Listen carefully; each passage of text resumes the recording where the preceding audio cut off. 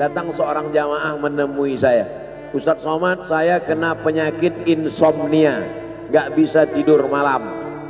Jam 2 malam mata saya masih berkedip-kedip. Bismika Allahumma ahya wa amut, gak mempan. Sebabnya apa Pak? Sebabnya saya beli tanah.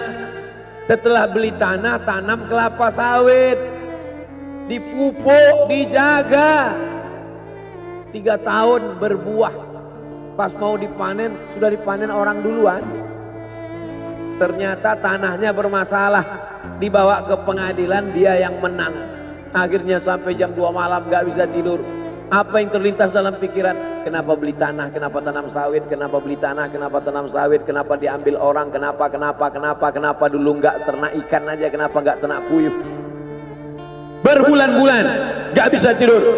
Akhirnya pergi ke psikiater. Pak psikiater, ya saya sudah 2 bulan gak tidur-tidur Pak psikiater. Akhirnya Pak psikiater buat resep. Ini obatnya, yang ini dimakan sebelum makan, yang ini dimakan setelah makan, yang ini 3 kali, yang ini 2 kali. Akhirnya memikirkan resep itu, makin gak bisa tidur. Dimakan, tertidur. Dosisnya habis, terbangun. Kenapa beli tanah, kenapa tanam? Setelah dimakan, muncul masalah baru. Terlalu banyak makan obat, terjadi kekacauan tubuh. Akhirnya kena buah pinggang, muncul masalah baru. Sampai akhirnya saya ketemu MP3 Ustadz. Saya dengarkan sebelum tidur malam. Begitu saya dengar, saya tertidur. Makanya saya tidak marah kalau ada jamaah tertidur. Itu menunjukkan jiwanya tenang.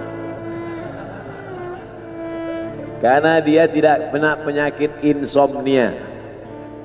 Orang Amerika, orang Eropa, mobilnya mewah, apartemennya cantik, rumahnya megah, duitnya banyak, dolarnya bejibun, gak bisa tidur karena masalah hidup dunia. Kita naik angkot kelewatan gang. Itu menunjukkan apa? Di mana letak ketenangan itu? Huwallazi anzala sakinata fi qulubil mu'minin. Dia yang menurunkan ketenangan ke dalam hati orang yang beriman. Oleh sebab itu maka iman ini mesti disiram dengan ilmu. Majelis ilmu adalah majelis zikir. Majelis ilmu adalah majelis turunnya rahmat dan barakah.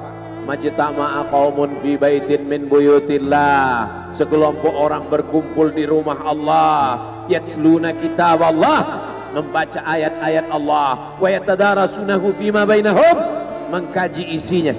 Nazalat alaihimus sakinah, turun ketenangan. Wasyat bihimur rahmah, turun rahmat kasih sayang Allah. Haffat bihimul malaikah, dikelilingi oleh para malaikat. Wa dzakarahumullahu fi man indah, dibanggakan Allah Ta'ala dengan para malaikat. Tadi malam ketemu dengan murid dari Syekh Muhammad Yasin bin Isa Al-Fadani di Zawiyah Raudhah. Ketemu, cium tangan, barokah, zikir, sholawat, tenang jiwa.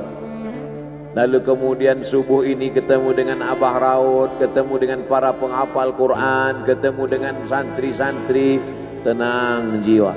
Tidak ada yang menenangkan jiwa ini selain daripada majlis zikir, majlis ilmu. Betapa meruginya ayam-ayam mati di lumbung padi. Benih tidak disiram, mati. Benih yang disiram dengan majlis ilmu tumbuh, tapi tidak berbuah. Maka mesti disiram pakai pupuk buah. Datang konsultasi, ini kenapa tidak berbuah? Kenapa ini tidak berbuah? Karena ternyata dia mesti diamalkan. Sudah dapat ijazahnya, sudah talaqi, sudah halaqah, kenapa enggak berbuah? Belum diamalkan. Paksa-paksakan diri sebelum tidur malam, wudhu dulu, sholat witir. Paksa-paksakan diri bangun malam, tahajud. Paksa-paksakan diri siang, sholat qabliyah, sholat ba'diyah. Paksa-paksakan diri pagi, sholat duha. Paksa-paksakan diri, sholat subuh berjamaah. Barulah dia berbuah. Kalau dia tidak berbuah, dia hanya sekedar pokok kayu yang hanya membuat sampah saja. Tapi paling tidak tempat orang bernaung di bawah ketika panas, tapi manfaatnya tidak sesuai karena yang ditunggu itu buahnya. Masa pohon kayu rindang besar tidak berbuah, sementara semangka yang kecil buahnya besar? Oleh sebab itu maka mesti berbuah. Benih disiram, berbatang, berputih, berbuah. Buahnya ranum, cantik dan indah. Begitu dibelah tak bisa dimakan. Kenapa? Ulat semua isinya. Oleh sebab itu mesti dijaga. Benihnya disiram. Apa yang bisa menjaga ini? Diprotek dia. Kenapa apel tidak dimakan ulat? Bukan karena ulat tidak sanggup beli apel, tapi karena disemprot pestisida. Ulat tahu ini ada pestisidanya, maka dia tidak makan. Kita nggak tahu, dimakan. Ikan asin tidak dikerubungi lalat. Tidak ada satupun lalat yang hinggap di ikan asin. Kenapa?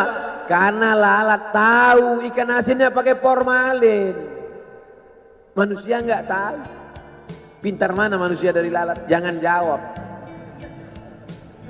Akhirnya orang makan, menumpuklah pestisida dan formalin dalam darah. Apa namanya? CANCER, cancer. Karena dia tidak larut dalam tubuh. Yang lain-lain larut. Makanan-makanan larut menjadi energi, menjadi sampah, dibuang menjadi kotoran. Sama seperti daun, kalau jatuh ke tanah larut menjadi pupuk, tapi plastik tidak larut, maka plastik sampah bertebaran. Oleh sebab itu maka ini mesti dijaga. Apa yang bisa menjaga buah apel supaya tidak berulat? Jagalah dia dengan ikhlas. Kamu kenapa nggak ke masjid? Saya kalau ke masjid riak, maka saya nggak ke masjid biar ikhlas. Tarkul amal li ajlin nas riak. Kata Imam Fudail bin Iyad, tarkul amal li ajlin nas riya. Tidak jadi beramal karena takut dipuji orang, riya. Wal amal li ajlihim syirik. Beramal karena ingin dipuji orang, syirik. Kenapa kamu nggak pakai sorban? Takut dipuji orang, riya. Pakai saja sorban anak, jangan takut dipuji orang. Pakai sorban, yakinkan dirimu. Baik. Ustaz, kenapa nggak pakai sorban? Ada masanya nanti pakai sorban. Tarkul amal li ajlin nas riya. Tapi beramal, tapi saya nggak tahan Pak Ustadz, dipuji orang. Luruskan, karena pujian pasti akan selalu datang. La'atiyannahum min baini aydihim wa min khalfihim wa an aymanihim wa an syama'ilihim. Datang dari depan, dari belakang, dari kanan, dari kiri, dari dalam. Alladzi yuwaswisu fi sudur, dari dalam, dari depan, dari belakang, dari kanan, dari kiri, dari dalam, dari dua aspek, minal jinnati wan nas, dari yang zahir, dari yang batin, berdatangan dia. La ughwiyannakum, aku akan goda anak cucu Adam. Sampai kapan? Madamat arwahuhum fi ajsadihim, selama roh masih bersemayam dalam jasad, selama masih hidup, dia terus menggoda. Kapan kita berhenti dari godaan ini? Nanti setelah terbaring, terbujur kaku, bahkan sampai mau sakaratul maut pun dia tetap menggoda. Itulah makanya orang berzikir tidak bisa digoda waktu sakaratul maut. Kenapa? Karena la ilaha illallah akan terngiang di telinganya. Subhanallah walhamdulillah wa la ilaha illallah wallahu akbar. Subhanallah walhamdulillah wa la ilaha illallah wallahu akbar. Kalau itu diucapkan sekali, 10 kali, 100 kali, 1000 kali, terngiang dia di telinga kita. Bahkan ketika kita mau tidur malam pun terngiang dia. Bahkan ketika kita mengigau di tengah malam pun itu yang terngiang. Maka saat mau sakaratul maut pun itu juga yang akan datang. Apa yang kau ucapkan, apa yang kau dengar, apa yang kau pikirkan, apa yang kau renungkan, itu yang akan datang waktu sakaratul maut. Seorang bapak sudah diponis dokter, panggil istrinya, panggil anaknya, bawa ini ke rumah,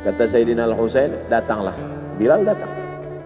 Datang Bilal dari Damaskus ke kota Madinah dan dia azan. Azannya tidak selesai. Kenapa tidak selesai? Karena dia merasakan kalau dia azan bahwa nanti yang jadi imam Rasulullah. Dan ternyata perasaan itu sama bagi orang Madinah.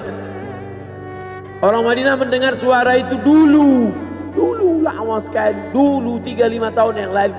Dan kalau sudah suara itu terdengar, pasti nanti imamnya adalah Rasulullah. Ramai mereka datang. Luar biasa ini azan, kata mereka. Karena kalau sudah azan ini yang pasti nanti imamnya.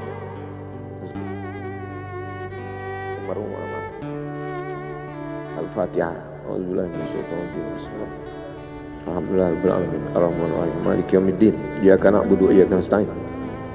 Ihdinas siratal mustaqim. Shiratal ladzina an'amta 'alaihim ghairil maghdubi 'alaihim waladdallin. Amin.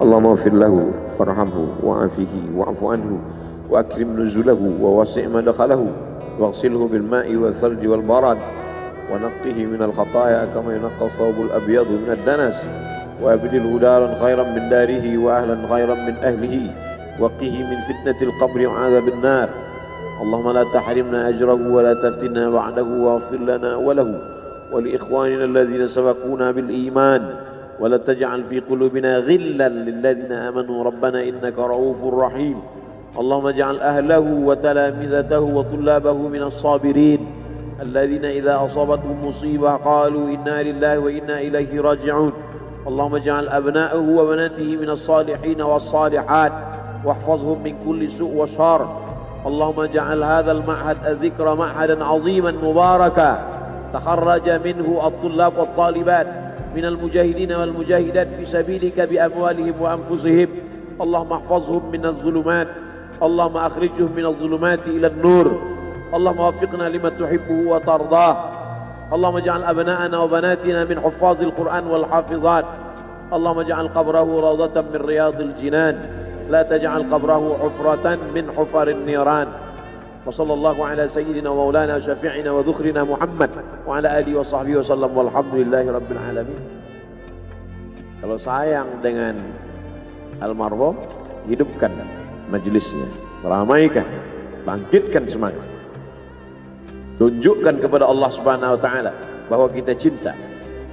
Sab'atun yudhilluhumullah, 7 orang yang dapat naungan yauma la illa dhilluh, hari itu tak ada naungan kecuali naungan Allah.